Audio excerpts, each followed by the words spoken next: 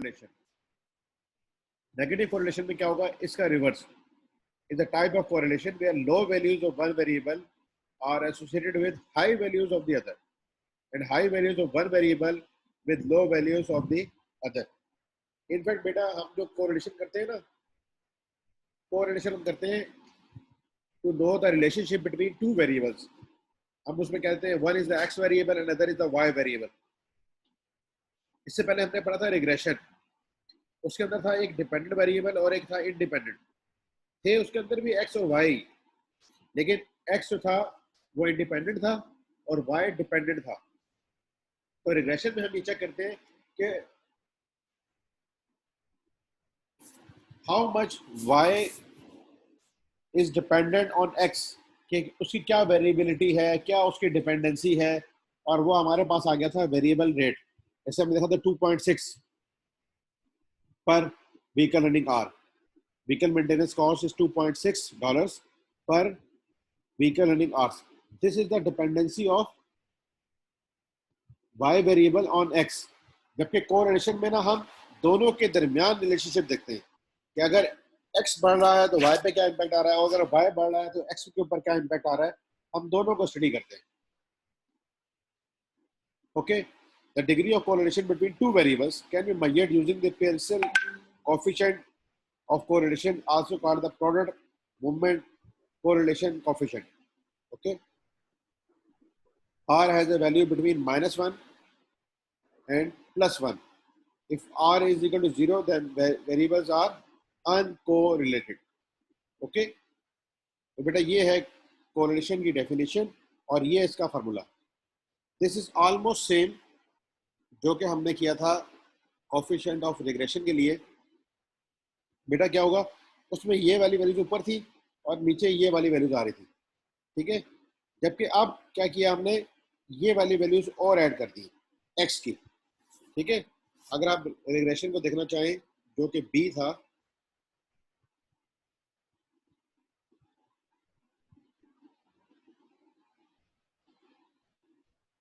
ये इसका फॉर्मूला है b सब में X Y minus X S Y, और x के साथ हमने इसको सॉल्व किया था।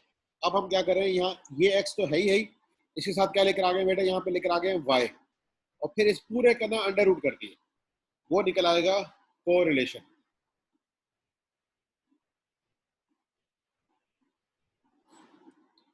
ये हमने क्या किया, ये तो पहले तो था ही था ये वाला सेगमेंट, अब हम ये वाला सेगमेंट भी फर्दर ले आए और इस पूरे का कर देंगे हम अंडर रूट, तो ये निकल आएगा r। और इसका आंसर हमने जिस अभी देखा कि क्या होना चाहिए बेटा, -1 से रेंज है इसकी +1 तक, -1 से लेके +1, तो उसका आंसर देखिए जैसे इस केस में आ रहा है 0.96। अब ये कैसे आ रहा है, ये वही एग्जाम्पल लेके चल रहे हैं जो वही वहाँ पे हमारे पास वैल्यूज थी, 6 वैल्यूज थी। इसका x का सम एक्स वाई ये आ रहा था, सम ऑफ x था 115.2, y था 90, और यहाँ पे भी 6 था, फिर 39.1 माइनस 15.2 का होल स्क्वायर। अब ये काम हम कर देंगे y के साथ, ठीक है बेटा। और जब हमने इसको सॉल्व किया, ये y की भी कैलकुलेशन उन्होंने यहाँ कर दी है, y और y स्क्वायर की, वहाँ पे नहीं थी, अब यहाँ पे कर दी है। जब इसको सॉल्व किया तो 0.96 आ गया, क्योंकि वहाँ पे हमने देखा था किसकी कैलकुलेशन थी, सिर्फ एक x का कॉलम था, एक y का कॉलम था, एक x y का कॉलम था और एक x स्क्वायर का कॉलम था। अब ये y के कॉलम के साथ y स्क्वायर भी कर दिया, यहाँ पे आपको दिखा देते हैं। देखो बेटा, x का कॉलम था, y का कॉलम था, x y का कॉलम था और x स्क्वायर का। हमें अब यहाँ चाहिए होगा y स्क्वायर का फार्मूला भी, तो इसलिए उन्होंने y स्क्वायर की वर्किंग वहाँ पे कर दी है। ये मैं बुक जो है ना, सीमा की बुक है, ये मैं आपको दे भी दूंगा ताकि आपको ये कोरिलेशन वगैरह के जो चैप्टर्स है ना, ये जरा यहाँ पे डिटेल्स में दिए गए तो आपके लिए आसानी रहे, ठीक है बेटा। जब इसको सॉल्व करेंगे तो आंसर आपके पास आएगा 0.96। दैट इज इन दोनों के दरमियान जो कोरिलेशन है वो पॉजिटिव है, क्योंकि अगर क्लोज टू 1 है ना, इट इज पॉजिटिव, ठीक है। देखो, a fairly high degree of positive correlation between x vehicle running hours and vehicle maintenance cost is indicated here because r is quite close to +1। यानी अगर हमने कहा हुआ है कि vehicle maintenance cost is dependent on vehicle running hours, तो हम ये कहने में हक बजाने में हैं, क्योंकि बहुत क्लोज रिलेशनशिप है इसका। इसके अलावा भी कुछ वेरिएबल्स होंगे जो कि मेंटेनेंस कॉस्ट को अफेक्ट करते हैं, उनको अगर हमें स्टडी करना हो तो बेटा हम आते हैं coefficient of determination. This is in fact R square, it is called coefficient of determination and it is R square. बस जो आपको आर आया ना, इसका स्केयर ले लो। अगर हम आर का स्केयर लें तो ये बनता है 0.9216 और 92%। आर का स्केल लिया है अगर हमने तो ये बन गया 0.9216, और अगर हम इसको परसेंटेज में शो करना चाहें तो दैट इज 92%। अब ये क्या एक्सप्लेन करता है बेटा, ये जरा आप यहाँ से यहाँ तक पढ़ो।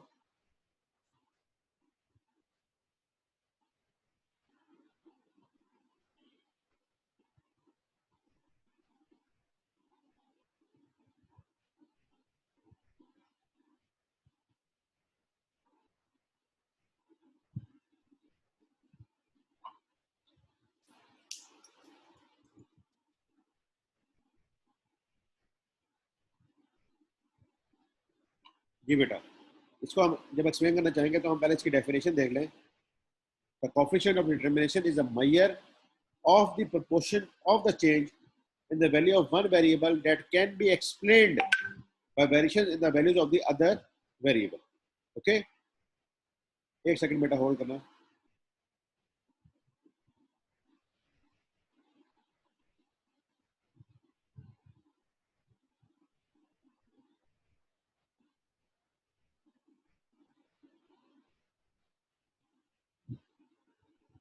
जी बेटा, can be explain by variation in the value of the other variable. तो इसको ये एक्सप्लेन कर रहा है 92% of the variation in the value of y, y हमारी थी cost, can be explained by the linear relationship with x, both have running hours. This leaves only 8% of variations in y to be predicted from other factors. कोई और factors हैं जैसे inflation का factor हो गया या समथिंग एल्स, उसी वजह से ऐसा हो रहा है। It is therefore likely that the weaker learning hours could be used with a higher degree of confidence to predict cost during a period. तो बेटा हमने ये कोरिलेशन को जो चीज़ है ना, इसको हमने अंडरस्टैंड किया था प्री डिटरमिन एफओएस रेट निकालते वक्त भी।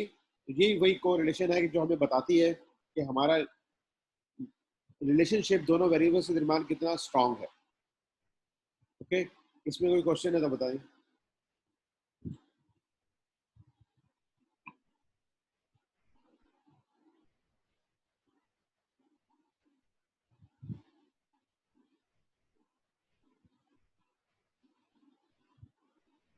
गुड, आगे आते हैं बेटा।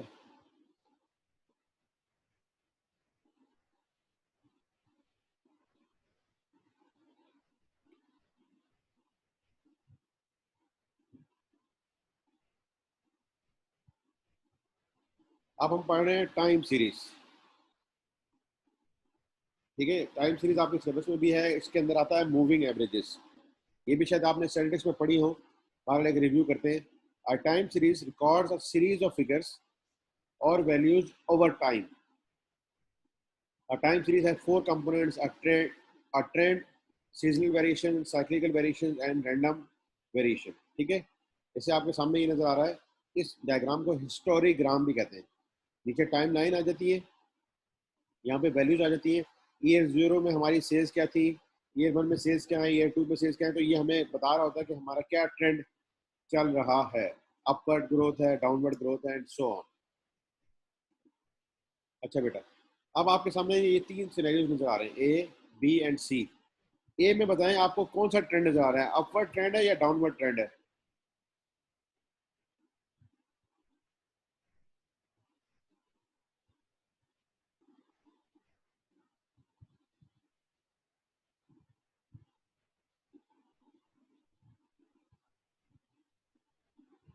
जी बेटा,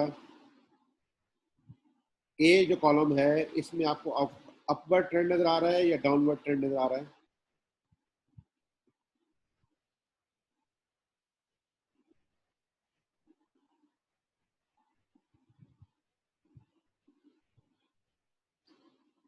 डाउनवर्ड, शाबाश। तो बेटा बी में क्या नजर आ रहा है? इस बी में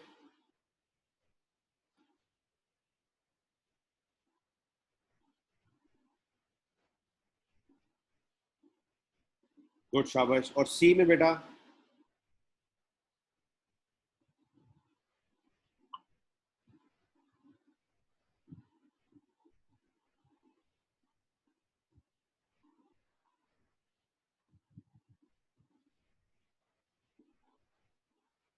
सी में क्या ट्रेंड नजर आ रहा है बेटा?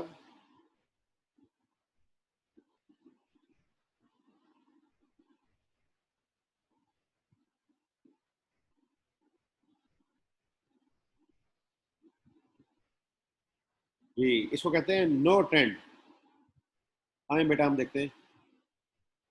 ए is a downward trend, B is a upward trend, and C में नो क्लियर मूवमेंट। ठीक है, अप एंड डाउन चल रहा है।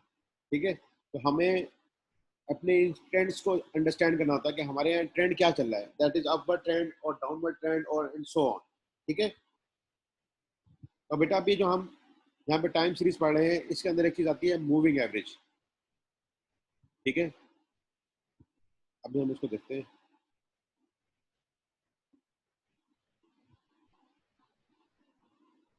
That is called moving average. A moving average is an average of the results of a fixed number of periods. Since it is an average of several time periods, it is related to the midpoint of the overall period. तो क्या बात की जा रही है, मैं अभी आपको एक्सप्लेन करता हूँ। It is called moving average. इसकी एग्जांपल आ रही है, हम यहाँ से समझते हैं। बेटा देखो, ये ईयर है 0 और ये ईयर है 6। इस डेटा को देखते हुए आप बताएं कि सेल्स के अंदर कौन सा ट्रेंड आ रहा है।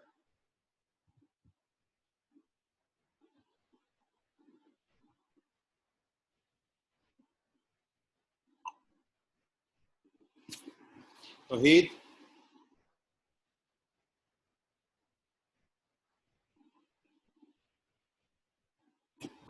Sir upward trend. ये अपवर्ड सर। बराबर। और किसी बच्चे की राय, डिसएग्रीमेंट?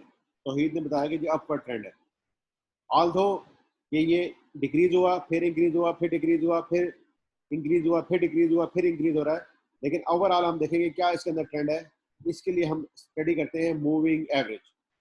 अच्छा बेटा, आपके सामने ये कितने साल हैं, कितने ईयर्स का डेटा है? 6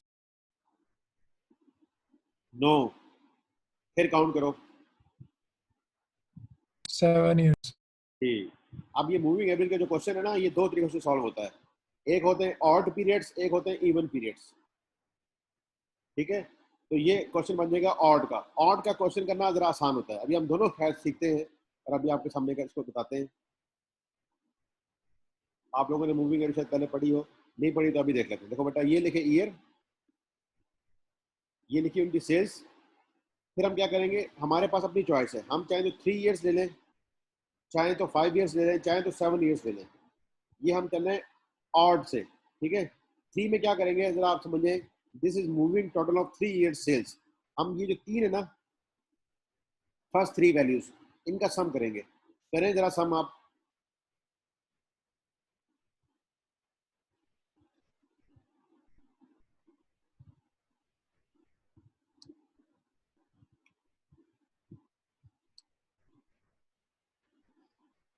जी बेटा, क्या आ रहा है?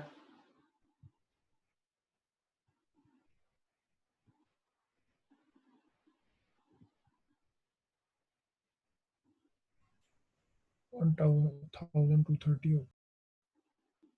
1230। ठीक है, ये क्या आ गया 1230। अगर हम वापस आए जरा थोड़ा सा ऊपर, अब moving average is an average of the results of a fix number of periods. हमने फिक्स कर दिए, हमने यहाँ पे लिया 3 साल का। Since it is an average of several time periods, यानी कि हमने यहाँ पे लिया 3, it is related to the mid point of the overall period. अभी आपको बताता हूँ, इन बेटा बताओ, इन तीनों का मिड पॉइंट कौन सा बनेगा?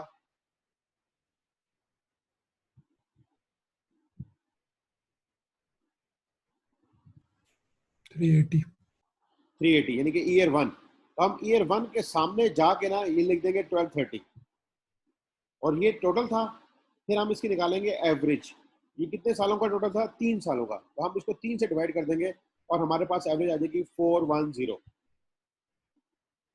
410। आगे चलता हूँ। आप पहले वाली वैल्यू को छोड़ देंगे, अब फर्दर 3 वैल्यूज को सम करेंगे।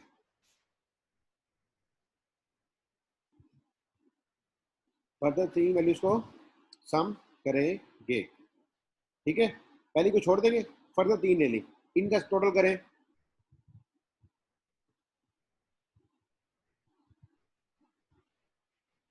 That is 1290। शाबाश बेटा।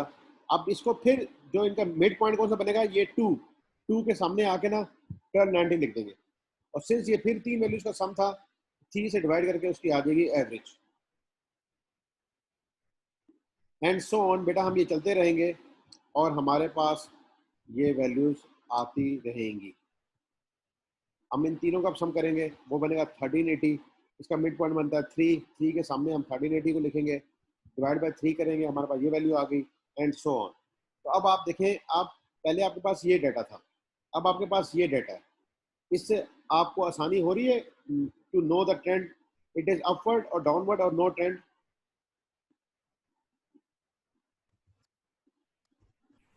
upward. हाँ, अब इसमें ज़्यादा क्लियर हो गया है कि हमारे डाटा का ट्रेंड क्या है।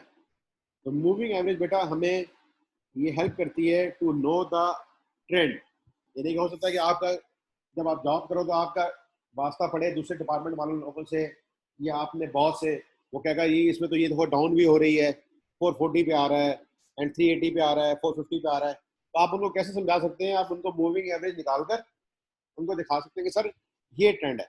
और बेटा अभी हमने ये किया है 3 पे ना, अगर आप इसको 5 पे करो, आप बेशक आज घर में कर लेना एक्सेल के ऊपर इसको, जब आप 5 को करोगे ना तो और बेहतर क्लियर पिक्चर नजर आएगी, ठीक है। देखो 7 से कितने पे आ गए, ये 5 पे आ गए। अगर आप 7 से 5 ईयर्स पे करोगे, हो सकता है ये 3 वैल्यूज पे आ जाए, ठीक है।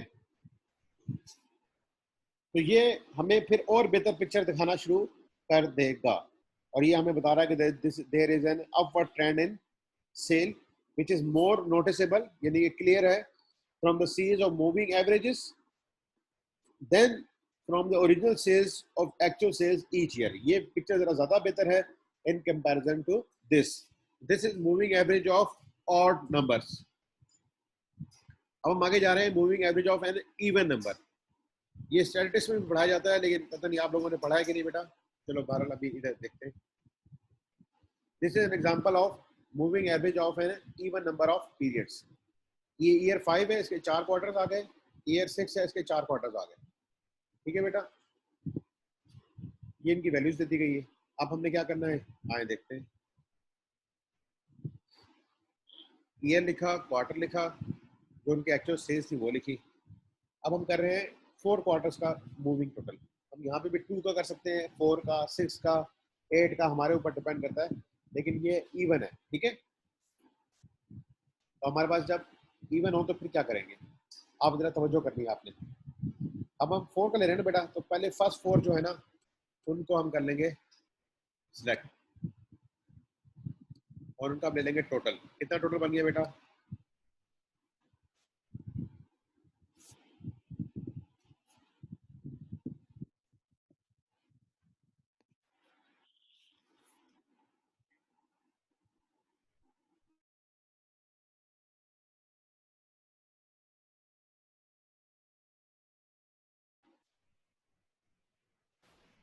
जी बेटा इसका टोटल बन जाएगा 2580,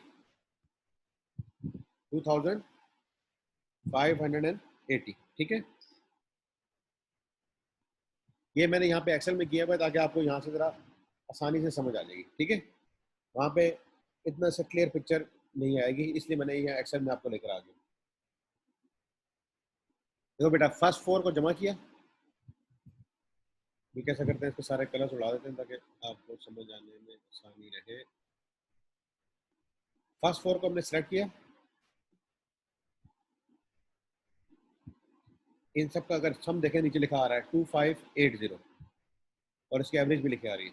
तो 2580 हमें लिखना होता है बेटा कहाँ पे, मिड पॉइंट में। अब 4 वैल्यूज का मिड पॉइंट कैसे होगा, this is mid in between of 2 and 3। जब भी आप देखो ये 2 एंड 3 के दरमियान में लिखा है जाके मैंने, ठीक है बेटा, 2 एंड 3 के जाके दरमियान में लिखा है। इसको हमने ना 2 के सामने लिखा है ना 3 के सामने लिखा है। यहाँ बुक में तो आपको ये लग रहा है ये 3 के सामने आ रहा है, लेकिन सिर्फ ये प्रिंटिंग है, उसमें इस तरह क्लियर पिक्चर नहीं आई है, इसलिए मैं आपको ये एक्सेल की हेल्प से अंडरस्टैंड करा रहा हूँ। यहाँ पे आ गया। अच्छा बेटा ये 4 ईयर्स का 4 क्वार्टर्स का टोटल था तो हमने 4 से डिवाइड कर दिया। यहाँ तक बात क्लियर हो गई। पहले हम यहाँ तक रहते हैं, फिर क्या करेंगे, हम इस वैल्यू को छोड़ देंगे और नेक्स्ट वैल्यू को ज्वाइन करा देंगे। अब हम इसका टोटल लें अगर इन 4 वैल्यूज का, तो बेटा ये बन जाता है 2620 और एवरेज आ रही है 655। तो ये 2620 लिखा और 655 और अगेन ये 3 और 4 के दरमियान आएगा। ठीक है बेटा, यहाँ तक बात समझ आ रही है। एंड लाइक वाइज हम चलते रहेंगे और हमारे पास फिर फर्दर ये 4 जो वैल्यूज हैं इनको ले लेंगे हम। इनका देखें हमारा 2640, तो हमने 2640 लिख दिया, डिवाइड बाय 4 660 बन गया, एवरेज इसकी यहाँ लिखे आ रही है। फिर इसके बाद क्या करेंगे, ये 4 वैल्यूज ले लेंगे, इसका आ रहा है 2640, इसका भी 2640 लिख देंगे और इन बिटवीन लिखेंगे और इसकी भी एवरेज भी 660 है। फिर बेटा इसके बाद क्या होगा, दिस इज 4 वैल्यूज और इसका आ रहा है 2660, हमने ये लिख दिया और डिवाइड बाय 4 कर दिया, तो दैट इज 665। अब आप देखें शुरू में 2 वैल्यू छुट गई और एंड पे भी 2 वैल्यू छुट गई, क्योंकि ये 4 वैल्यूज थी तो 2 शुरू में छुट गई और 2 एंड पे छुट गई। ओके, अब मिड जो होता है ना इवन वाला, इसके लिए हमें थोड़ी सी एफर्ट और करनी पड़ती है। वो क्या है बेटा, वो एफर्ट ये है कि ये जो वैल्यूज है ना ये किसी पीरियड के सामने नहीं आ रही, हमने इसको किसी पीरियड के सामने लेके आना है। उसका तरीकेकार बेटा क्या होता है कि हम इन दोनों को सम करें, ठीक है, और ये कितनी वैल्यू सम हो रही है 2, तो हम 2 से डिवाइड कर दें। हमने इन दोनों को सम किया, ये बेटा बन जाता है 1300 और अगर हम इसकी एवरेज ले लें तो कितना बनता है 650। जब हमने इसकी एवरेज ली तो फिर ये मिड पॉइंट के सामने आ गया, दैट इज थर्ड पीरियड के सामने आ रहा है 650।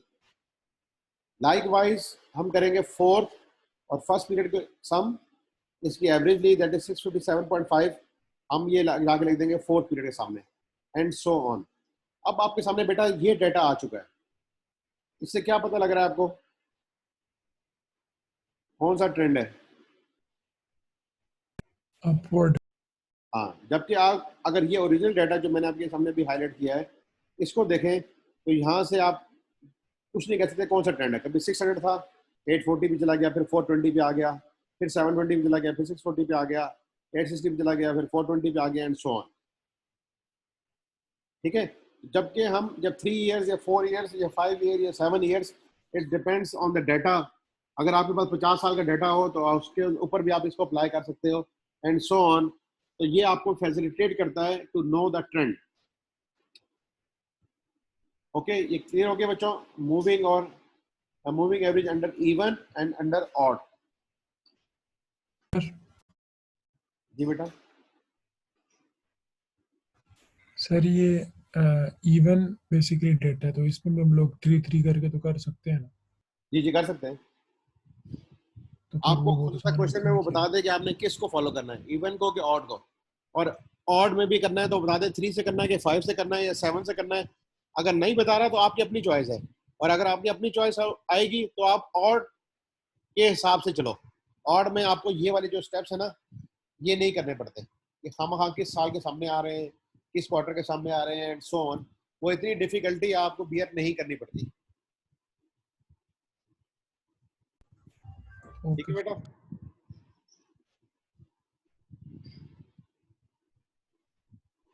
जी बेटा कोई क्वेश्चन वहीद या कोई और?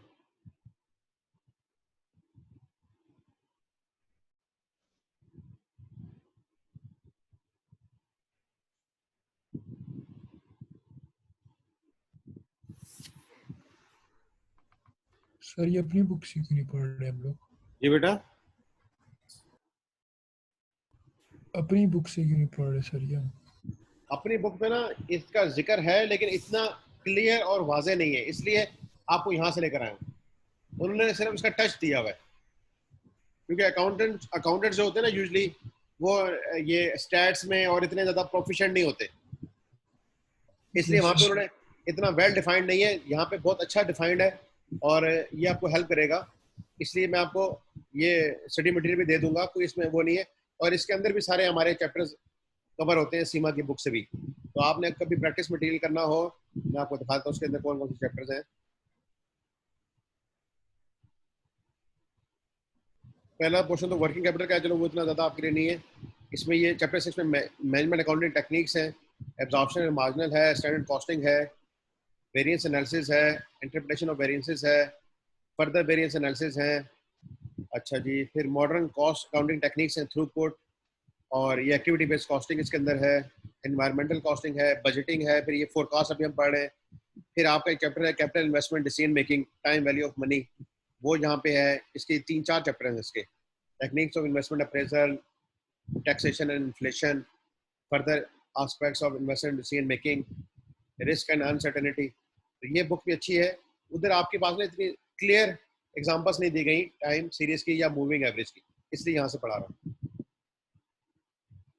अच्छा बेटा, आगे हम आते हैं अब सीजनल वेरिएशन। जैसे आप देखते हैं कि मरी में सीजन चलते हैं, बहुत ज़्यादा गर्मी में लोग जाते हैं या बहुत ज़्यादा सर्दी में लोग जाते हैं। ठीक है, जब बर्फ़ पड़ी है, कि जैसे आजकल गर्मी आई हुई है तो आजकल जाते हैं। या आइसक्रीम जो होती हैं वो बहुत ज़्यादा गर्मी में सेल होती हैं, ठीक है, सर्दी में बहुत कम हो जाती हैं। तो सीजनल का इम्पैक्ट क्या आता है, अभी हम इसको स्टडी करते हैं। That is called seasonal variation. ये डाटा आपके पास था अभी, ये इसके एक्चुअल्स थे। अच्छा जी, अभी हमने निकाला है ट्रेंड। अभी आपने जो कैलकुलेशन की थी, देखें ये आपके पास आ गया था 650, और ये किसके अगेंस्ट आ रहा था, थर्ड पीरियड के अगेंस्ट। ये थर्ड पीरियड के अगेंस्ट 650 आ रहा था। ठीक है, this is your trend line, this shows you trend. Okay, तो सीजनल वेरिएशन बेटा जो निकलती है ना, it's very easy, actual minus trend. Actual minus trend is your seasonal variation. ये कितने आ गए, -230, that is 720 minus trend 62.5, 640 minus 660, that is -20, and 860 minus 662.5, that is 197.5. Okay, तो सीजनल वेरिएशन निकालना बड़ा आसान है बेटा, that is actual minus trend. Okay, यहाँ तो बात क्लियर हो गई। अब थोड़े से हम कम्प्लेक्सिटी की तरफ जाएंगे, इसलिए you need to be more attentive और विजिलेंट। अच्छा बेटा, हमने क्या किया, हमने ये जो आई थी ना सीजनल वेरिएशंस, इनको लिख लिया। This is the seasonal variation of quarter third, quarter third को लिख दिया। This is the seasonal variation of quarter four, that is 62.5। This is the seasonal variation of quarter one, -20, and this is the seasonal variation of one of quarter two, that is 197.5। Okay, अगर बेटा आप इन चारों को जरा सम करें, यानी minus को minus में रखें, प्लस को प्लस में रखें, तो क्या आंसर आ रहा है आपके पास इन चारों का, जरा करें टोटल।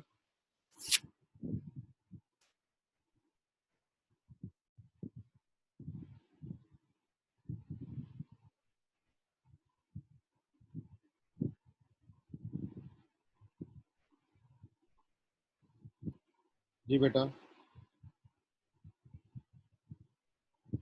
एक आंसर आया है हमारे पास, दैट इज 10। तो ये बेटा ये आंसर आ रहा है 10, दैट इज पॉजिटिव।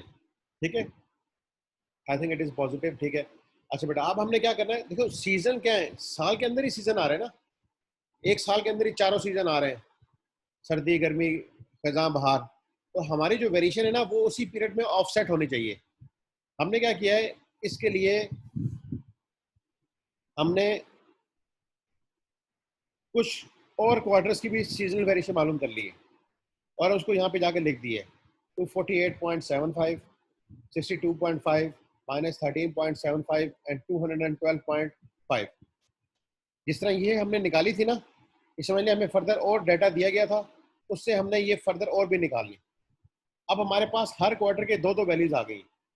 एक क्वार्टर कह रहा है कि जी हमारी सीजनल वेरिएशन थी क्वार्टर वन में -20, जब मैंने अगले साल जाके देखा तो आ रहा है -13.75। क्वार्टर टू कहता है कि जी मेरे एक साल में है सीजनल वेरिएशन 197.5 और दूसरे में आ रही है 212.5। क्वार्टर थ्री में -230 है और फिर -248.75 भी आ रही है और इसमें सेम आ रही है। हम क्या कर सकते हैं बेटा, इनकी भी एवरेज निकाल लें। दो वैल्यूज थी, दोनों को सम किया और डिवाइड बाय 2 कर दिया, दोनों को सम किया और डिवाइड बाय 2 कर दिया, तो अब हमारे पास ये एक वैल्यूज आ गई है। ठीक है, इन जरा वैल्यूज जो एवरेज वैल्यूज आई है इनका सम करके देखें कितना आ रहा है बेटा।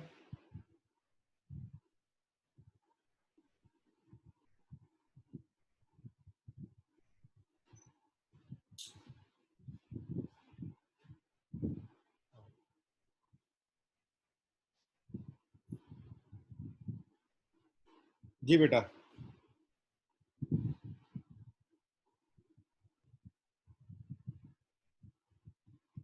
That is 11.25। Very good. अब बेटा हमने जिस तरह ये अभी थोड़ी देर पहले बात की थी कि हमारी जो सीजनल वेरिएशन है ना, सारी की सारी जो उसके अंदर पीक आ रहा है या डाउन आ रहा है या स्टेबिलिटी है, उसको हमने एक साल के अंदर ही ऑफसेट करना है। अगर हम इस सबको सम किया, हमारे पास बना 11.25। हमारे पास कितने क्वार्टर्स हैं? 4। और ये 11.25 की फिगर जो आ रही है ना, पॉजिटिव आ रही है। तो अभी हम क्या करेंगे, अभी आप देखें, ये हमने जो एवरेज फिगर आई थी ना, उनको लिखा, ये 11.25 पॉजिटिव आ रहा था, हम 11.25 ही माइनस कर देंगे ताकि ये जीरो आ जाए, जो वेरिएशन है विद इन ईयर वो कवर हो जाए। अब ये क्या किया, 11.25 को डिवाइड बाय जब 4 किया ना, तो बेटा वो आता है 2.8125। इस 2.8125 को सारी वैल्यूज में से लेस कर देंगे। जब हमने इसको लेस किया, आपके पास ये रिजल्टेंटली वैल्यूज आ गई हैं। अब अगर आप इन चारों को सम करेंगे ना, तो आपके पास आंसर आएगा 0। आंसर आपके पास आएगा 0। तो दोबारा एक्सप्लेन करता हूँ। देखें आपने क्या किया है, इन सब का जब सम किया तो 11.25 आ गया, डिवाइड बाय 4 करेंगे, क्यों? So that the final total of the variations sum to 0। हमारी वेरिएशन ना रहे, जो भी वेरिएशन आ रही है वो किसी ना किसी क्वार्टर की वजह से आ रही है ना, क्वार्टर 3, क्वार्टर 4, क्वार्टर 1 एंड 2। तो हमने जब उनकी एवरेजेस ली, हमने जब इसकी एवरेजेस ली, तो वो बन गया है उसका सम करके, दैट इज 11.25। हमें बेटा 11.2 क्या आ रहा है? पॉजिटिव आ रहा है।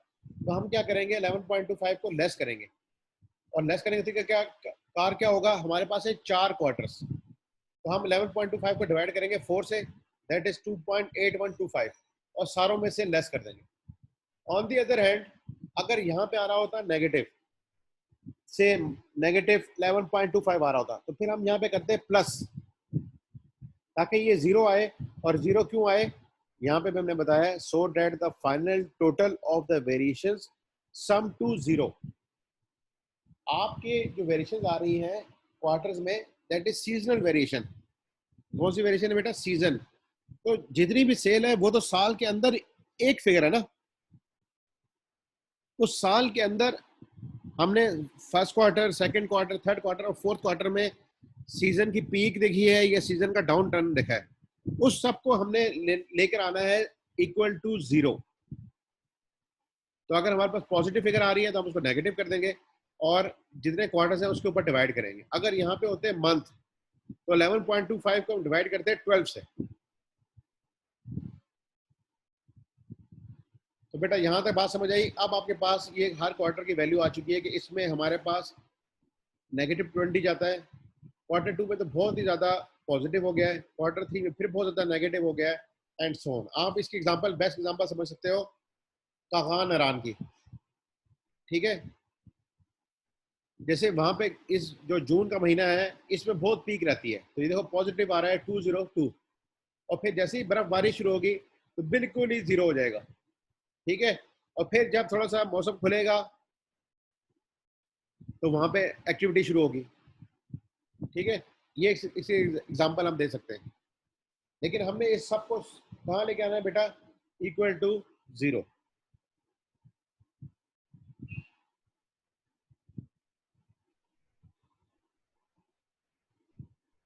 ठीक है, इसे कहा जाता है बेटा सीजनल वेरिएशन।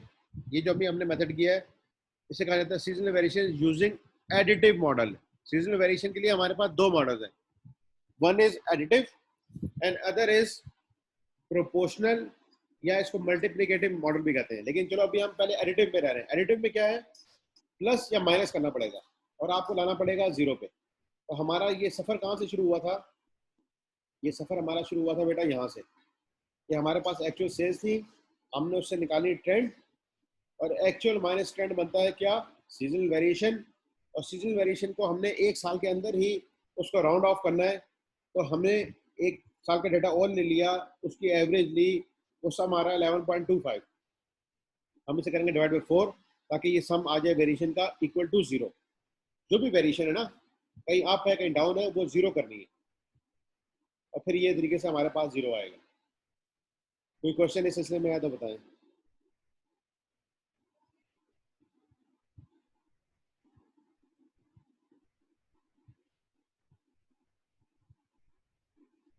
जी बेटा।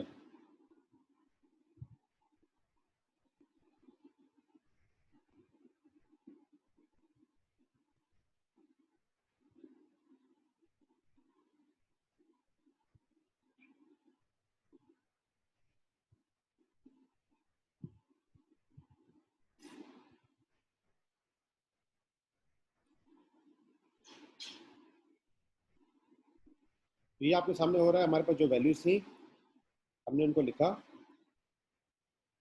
और उनको सम किया, फिर उनकी एवरेज ली और ये 11.25 आ गया। अगर ये आ जाए नेगेटिव वैल्यूज, ठीक है, से हम इस तरह कर लेते हैं।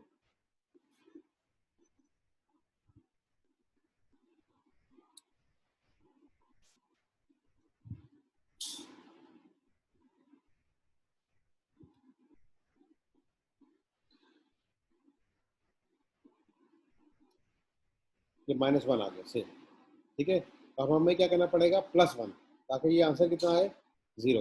हम ये 0.25 जो है ना सब में ऐड कर देंगे। जब ऐड करेंगे तो ये वैल्यूज बन गई, इन सब का सम लेके जाकर देखा तो ये जीरो होना चाहिए। तब हमारे पास आ गई है नई वैल्यूज। तो अगर नेगेटिव आ रहा होगा तो प्लस करेंगे, और प्लस आ रहा होगा तो माइनस करेंगे। ठीक है बेटा, बात समझ आई। तो अभी हमने क्या अंडरस्टैंड किया है कि हमारी सीजनल वेरिएशन अब ये निकली है कि Q1 में हमारा -20 का ट्रेंड रहता है, Q2 में 202 का ट्रेंड रहता है, Q3 में ये ट्रेंड रहता है, एंड Q4। तो बेटा आपके सामने जब ये डाटा था, देखिए ये क्वार्टर वाइज डाटा आपके सामने था, ठीक है। मैं इसके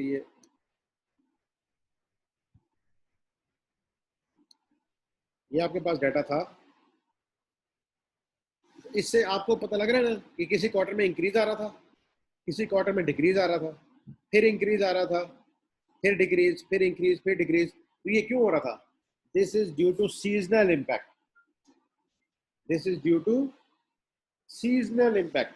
और वो सीजन का इम्पैक्ट आपने जाके क्वांटिफाई कर लिया है, एंड दैट इज Q1 में -20 का ट्रेंड है, Q2 में 202 का इंक्रीज है, Q3 में 242 का डिक्रीज है, एंड Q4 में 60 का इंक्रीज। तो बेटा क्या हुआ, आपने ये रीजन आइडेंटिफाई कर ली कि ये इतना अप और डाउन क्यों जा रहा था, ठीक है। अब नेक्स्ट मेथड है सीजनल वेरिएशन में यूजिंग प्रोपोर्शनल मेथड, और इसे कहते हैं मल्टीप्लिकेटिव मॉडल।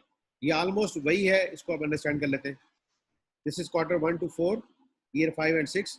वही एक्चुअल डाटा आपको दिया गया है, वही ट्रेंड जो हमने मूविंग एवरेज से निकाला था वो आ गया। अब बेटा ये है मल्टीप्लिकेटिव मॉडल, ठीक है। इसमें जो हमने वैल्यू निकाली है ना, that is actual minus trend करके आती थी एडिटिव में, यहाँ पे आएगी actual divide by trend, that is actual divide by trend. Actual क्या था, टोटल सेल्स, डिवाइड कर देंगे हम ट्रेंड से, तो ये आ रहा है 0.646, 1.095, 0.97 एंड 1.298। इन सबको भी अगर हम सम करें ना बेटा, तो ये इक्वल टू 1 होना चाहिए, क्योंकि जो भी हमारा एक साल है उसके अंदर ही हमने उसको ट्रीट करना है। और आपको पता है 1 से जिसको भी मल्टीप्लाई किया जाए तो वही सेम फिगर आती है, इसका सम आना चाहिए 1। अच्छा जी, फिर क्या होगा, इस तरह हमने बाकी क्वेश्चन भी किया था। हमें Q3 की वैल्यू दी गई है, Q4 की वैल्यू दी गई है, Q1 की वैल्यू दी गई है, Q2 की वैल्यू दी गई है। ये 4 वैल्यूज हमारे पास है। हमने फर्दर 4 वैल्यूज ना और फर्दर डाटा से डिराइव कर लिए हैं। यहाँ पे वो कैलकुलेशन शो नहीं की गई है ताकि आप का क्वेश्चन लेंथी ना हो, लेकिन उन्होंने फिगर्स दे दिए, दैट इज 0.628, 1.092, 0.98 एंड 1.309। ठीक है, suppose that the seasonal variations for the next 4 quarters, वो हमें नेक्स्ट 4 की बता दी हमने। तो नेक्स्ट 4 2 के बाद कौन सा आएगा? थर्ड, तो थर्ड का लिखा, फिर फोर्थ का, फिर फर्स्ट का और फिर सेकंड। इनका फिर सम लिया, तो उनकी फिर एवरेज ली। इस सब की एवरेज जो है ना बेटा इक्वल टू 1 आनी चाहिए।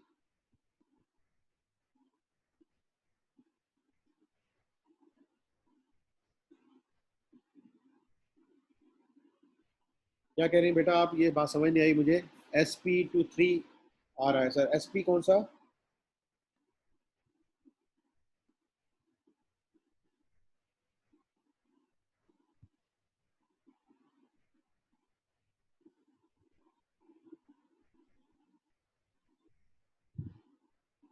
थ्री कहाँ पे आ रहा है बेटा? किस पीरियड में आ रहा है बताएं? अच्छा, इसका सम, ये सारे का सम। ठीक है बेटा, देख लेते हैं।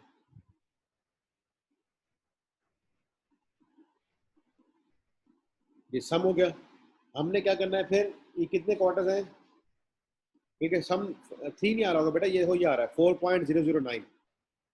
1 2 3 4 को सम किया, इसका बन रहा है 4.009। और हमारे पास 4 क्वार्टर्स हैं, तो हर क्वार्टर जो रिप्रेजेंट होगा बाय 1। ठीक है, अगर हम इसका सम करें, इसका सम करें, इसका सम करें और इसका सम करें, दैट इज 4.009। और हर क्वार्टर को रिप्रेजेंट करता है मल्टीप्लिकेटिव मॉडल में 1। ठीक है, तो हमें क्या करना पड़ेगा? इसको लेके आना पड़ता है इक्विवेलेंट टू 4। इक्विवेलेंट टू 4 मैं यहाँ पे दिखाता हूँ आपको।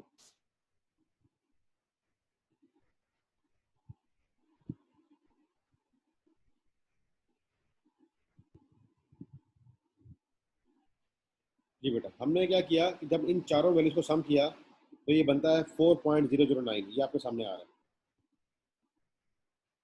ठीक है, 4.009। सिंस ये 4 क्वार्टर्स हैं, हम इसको 4 से डिवाइड कर देंगे। तो सॉरी 4 माइनस कर देंगे इसमें से, तो हमारे पास बच गया 0.009। अब 0.009 किसका फिगर आ रहा है? Positive. This is the positive figure. हम क्या करेंगे? इसको इन सब वैल्यूज में से लेस कर देंगे।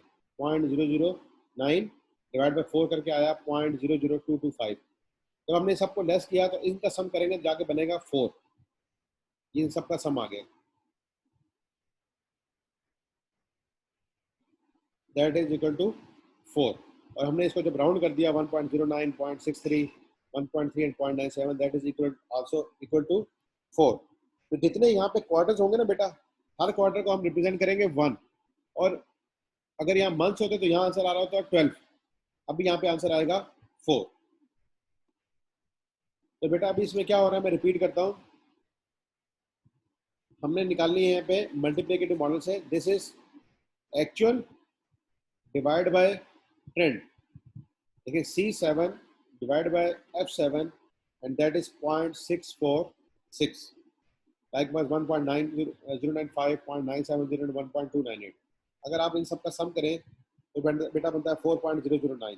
ठीक है, और जो अगला डाटा उन्होंने दिया है उसको भी हमने प्लेस कर दिया, इनका सम ले लिया, इसकी एवरेज निकाली और ये अगेन आ रही है 4.009। 4 क्वार्टर्स थे तो हमें वैल्यू चाहिए 4, तो हम 0.009 इसमें से लेस कर देंगे। और ये 4 क्वार्टर्स थे तो डिवाइड बाय 4 करके करेंगे, जिस तरह हमने अभी एडिटिव मॉडल में किया था। जब लेस किया तो ये वैल्यू आ गई। अब इनका सबका सम करेंगे, दैट इज इक्वल टू 4। ठीक है बेटा, तो ये हमारे पास राउंड ऑफ होके वैल्यूज आ गई है कि क्वार्टर 1 में होता है 0.97, क्वार्टर 2 में 1.3, क्वार्टर 3 में 0.63 एंड क्वार्टर 4 में 1.09। अब आप ये समझ लो कि आपको ये परसेंटेजेस में या पॉइंट्स में आंसर दे दिया गया। क्वार्टर 1 में क्या हो रही है? सेल्स लेस देन 1 है, that is a peak season, और हमारी सेल चली आ रही है 1.3 तक। ये हमारा बहुत डिप्रेस सीजन होता है दैट इज 0.63 तक चली जाती है हमारी सेल, और that is a better season, better quarter and 1.09। जी बेटा, अभी इसमें कोई क्वेश्चन है तो बताएं।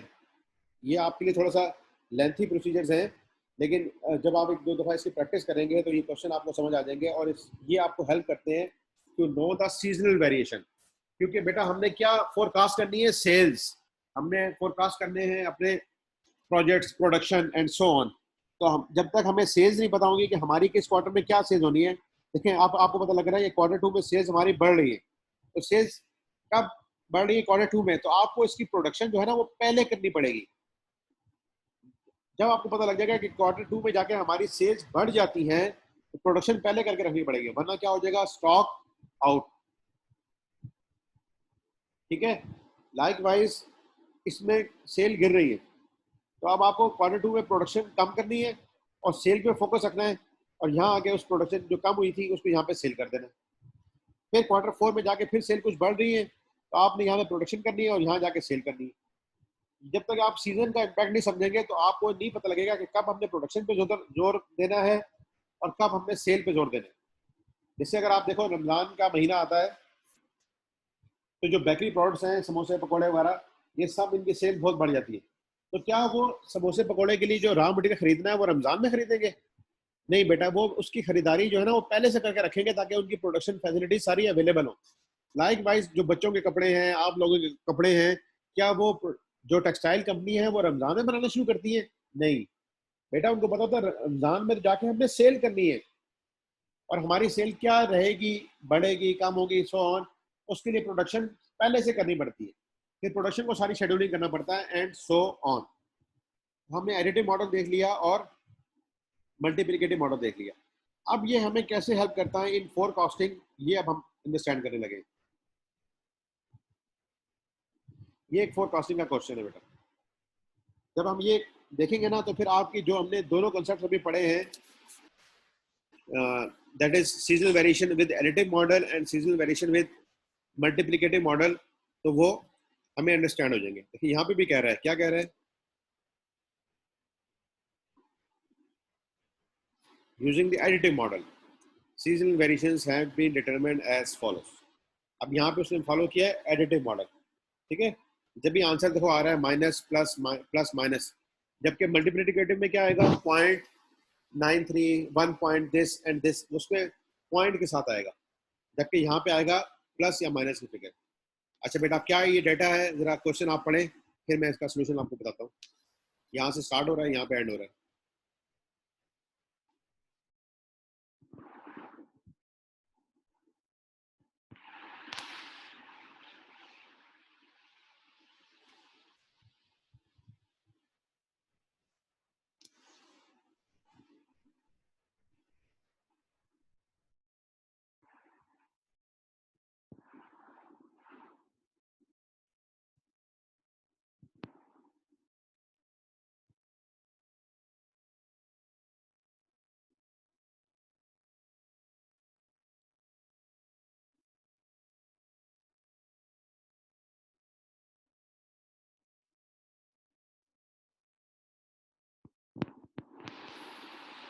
जी बेटा, जो आज हमने चीज़ें पढ़ी हैं उन सब की ही डिस्कशन यहाँ पे आ रही है।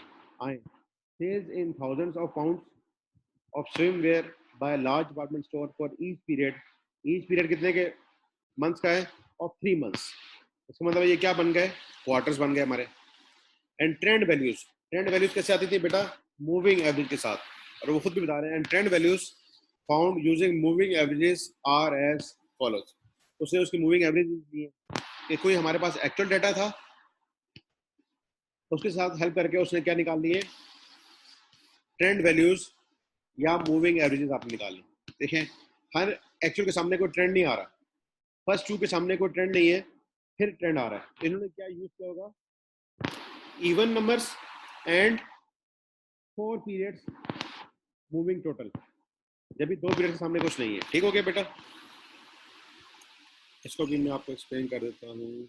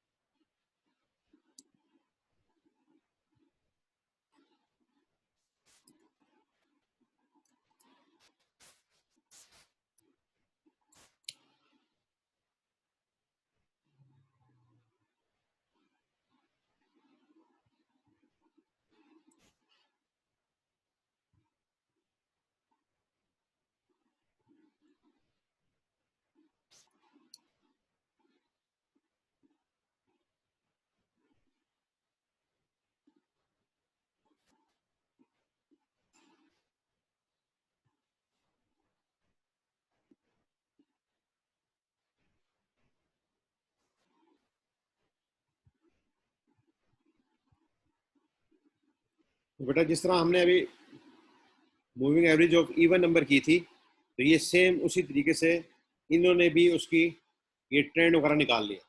ठीक है, हमें वो डाटा नहीं दिया गया है, जस्ट ट्रेंड निकाला। ओके, और ये कौन कौन से क्वार्टर्स का है?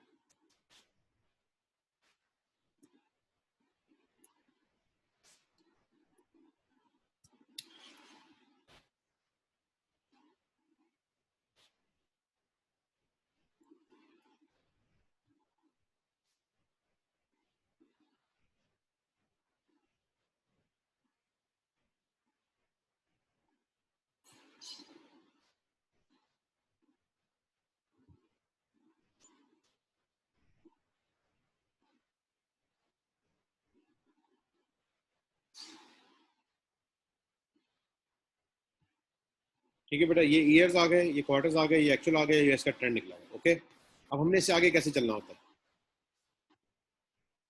अच्छा, ये हमें सीजन वेरिएशन बता दी है, क्वार्टर 1 में इतनी है, क्वार्टर 2 में इतनी, क्वार्टर 3 में इतनी एंड क्वार्टर 4 में इतनी। Okay, predict sales for the last quarter of year 7। Year 7 ये इसका लास्ट क्वार्टर बनने का बेटा, ये 4th। इसकी हमने प्रिडिक्ट करनी है सेल्स कितनी होगी। In the first quarter of year 8, जो ईयर 8 इसके बाद आ रहा होगा, उसकी में फर्स्ट क्वार्टर की क्या सेल्स होंगी, ये हमने फोरकास्ट करनी है, स्टेटिंग एनी अजम्पशन। हम अपनी जो भी अजम्पशंस ले लें। ठीक है बेटा, हमने क्या किया हुआ है यहाँ पे मैं आपको बताता हूँ। देखिए, ये है 2007 का trend, that is the first quarter, और ये है 2006 का trend of the first quarter. अगर हम इन दोनों का डिफरेंस निकालें 57 और 40 का, दैट इज 17। और ये कितने क्वार्टर्स का डिफरेंस है बेटा? देखो, यहाँ से ये, यहाँ से यहाँ तक 1 2 3 और ये 4। This is the trend increase of 4 quarters. ठीक है, हमारा यानी कि 2006 के फर्स्ट में था 40, जो कि इंक्रीज होकर कहाँ तक पहुंच चुका है? 57 तक। ठीक है, अगर हम इसका देखें, आपको बेटा यहाँ क्या नजर आ रहा है? अपवर्ड ट्रेंड नजर आ रहा है ना, अपवर्ड ट्रेंड। तो हमने देखा कि हर क्वार्टर में इंक्रीज कितना है। हमने ये किया इनफैक्ट कि ये कर दिया, इन यहाँ से यहाँ तक इंक्रीज आया है, दैट इज ऑफ 17। कैसे? यहाँ से यहाँ तक बेटा बन गया एक क्वार्टर, यहाँ से यहाँ तक बन गया दूसरा क्वार्टर, यहाँ से यहाँ तक बन गया तीसरा क्वार्टर, और फोर्थ क्वार्टर में जाके इंक्रीज आ रहा है ओवरऑल 17 का। तो पर क्वार्टर क्या इंक्रीज है? This divide by this. Her quarter में इंक्रीज आ रहा है 4.25 का, 4.25। और से अगर हम इसको राउंड कर लें तो ये बन गया 4 पर क्वार्टर का इंक्रीज। ओके, दैट इज 4 पर क्वार्टर इंक्रीज। ठीक हो गई ये बात? अच्छा जी, अब बेटा अगर आप ये देखो कि हम अभी 2001 का जो हमारे पास ट्रेंड था, दैट इज 57। ठीक है, और हमने क्वार्टर 4 मालूम करना है ऑफ 2007। ये वाली फिगर हमारे पास थी, क्वेश्चन में दी गई है 57। ठीक है, ये आप देख सकते हैं, ये क्वेश्चन में दिया गया है 57। अब हमने ये वाली वैल्यू मालूम करनी है। तो बेटा यहां से यहां तक हमें कितने क्वार्टर्स आगे आना पड़ेगा? This is 1, this is 2 and this is 3। हमें 3 क्वार्टर्स आगे आना पड़ेगा। जब 3 क्वार्टर्स आगे आएंगे तो हर एक में इंक्रीज कितना था बेटा? 4 का। तो हमारा कितना इंक्रीज हो जाएगा?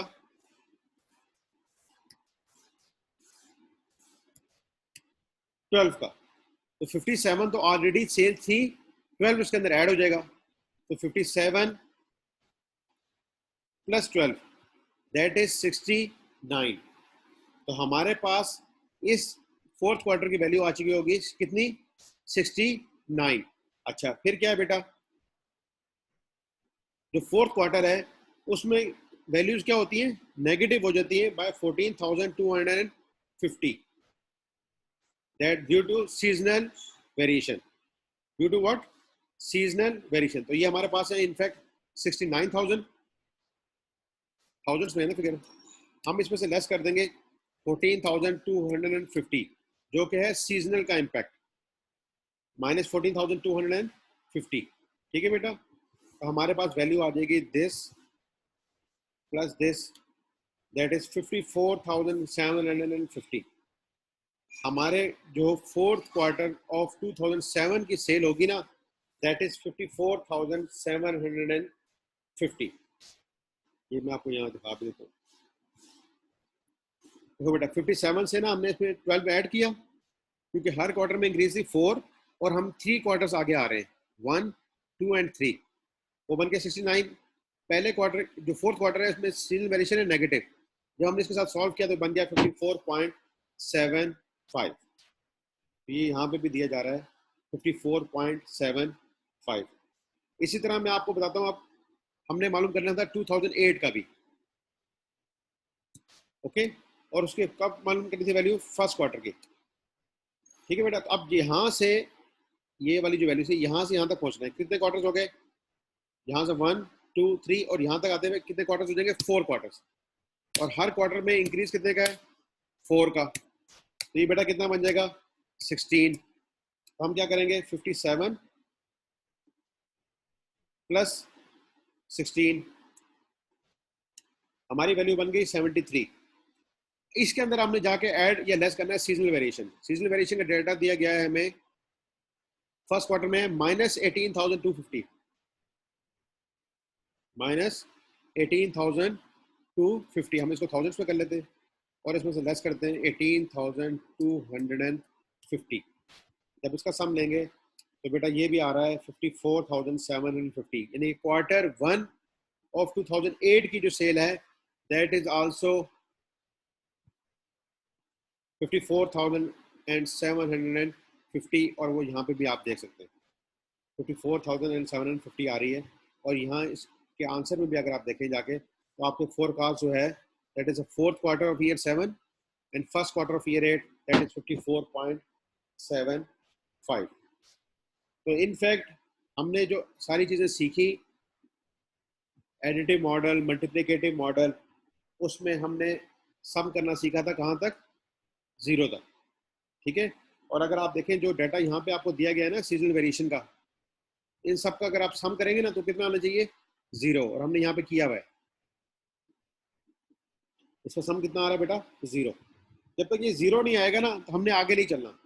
और हम आगे चल के हमने क्या स्टेप्स किए हैं मैं रिपीट कर देता हूँ। आपको ट्रेंड पता था, कुछ कोई भी पीरियड के दरमियान आपने देखा है इंक्रीज और डिक्रीज। तो 57 और 40 का डिक्रीज आ रहा है, दैट इज 17, और ये कितने क्वार्टर्स के ऊपर आ रहा था? 4 क्वार्टर्स के ऊपर। तो पर क्वार्टर इंक्रीज आ रही थी हमारी 4.25, हमने उसको राउंड कर दिया से 4 पे, ना भी करें राउंड, हमारी मर्जी है। अभी हम खड़े थे क्वार्टर 1 ऑफ 2007 और हमसे पूछा जा रहा है quarter 4 of 2007 and quarter 1 of 2008। तो यहाँ से आगे बेटे हमें कितने क्वार्टर जाना है? That is 3 quarters. Her quarter का इंक्रीज है 4, तो टोटल इंक्रीज बन गया 12। अभी ट्रेंड चल रहा था हमारा 57, इसके अंदर 12 ऐड करेंगे तो ये हमारे पास आ गया फिगर ऑफ 2007 के फोर्थ क्वार्टर की। इसके अंदर हमने सीजनल वेरिएशन का इम्पैक्ट देना है। अगर प्लस का होता तो प्लस कर देते, माइनस का है तो माइनस कर देंगे, एंड सो ऑन। तो बेटा ये आप आज इसको देखना, ठीक है, और एक दफा इसको रिव्यू करना, और फिर हम आगे इसमें चलेंगे और आपको ये फोरकास्टिंग करना आसान हो जाएगी। ठीक है, आज आपको थोड़ा सा ये कम्बरसम लग रहा होगा, लेकिन ये इतना कम्बरसम है नहीं। This are just few steps. ठीक है बेटा, ये बहुत थोड़े से स्टेप्स हैं। ये बुक भी मैं आपको भेज रहा हूँ, अभी ये बुक आपको मिल जाती है। इसमें कोई पॉइंट समझ नहीं आ रहा तो बेटा बताएं।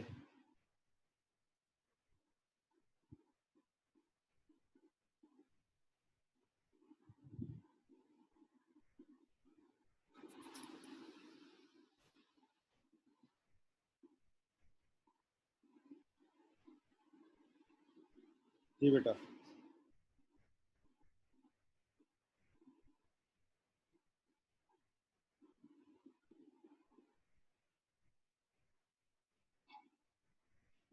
ये एक्सेल की शीटें भी मैंने आपको भेजी हैं, आप चैट में देखें, आपको मसूल हुई होंगी।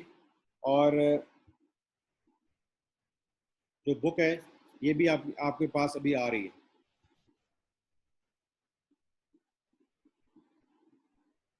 तो आपने आज इसको मूविंग एवरेज को जो हमने पढ़ा है एक दफ़ा अपने नज़र से गो थ्रू जरूर करना है, ठीक है।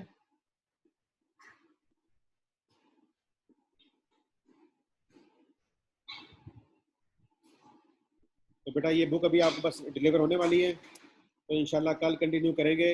और कल इंशाल्लाह हम पढ़ेंगे फ्लेक्सिबल बजट, ठीक है, तो उसको भी देखेंगे और कुछ बजटिंग के अंदर और चीज़ें करके हम इसको कंप्लीट करेंगे। तो ये बुक्स आपको मिल गई हैं, आप इसको डाउनलोड कर लें। अगर ना भी मिली तो मुझे बताइएगा, मैं व्हाट्सएप पे कर दूँगा, ठीक है बच्चों। और प्लीज़ बी पंक्चुअल, क्योंकि क्लास में आप होंगे तो कोई क्वेश्चन पूछेंगे, वरना रिकॉर्डिंग में आप पैसिव हो जाते हैं, एक्टिव नहीं रहते, ठीक है।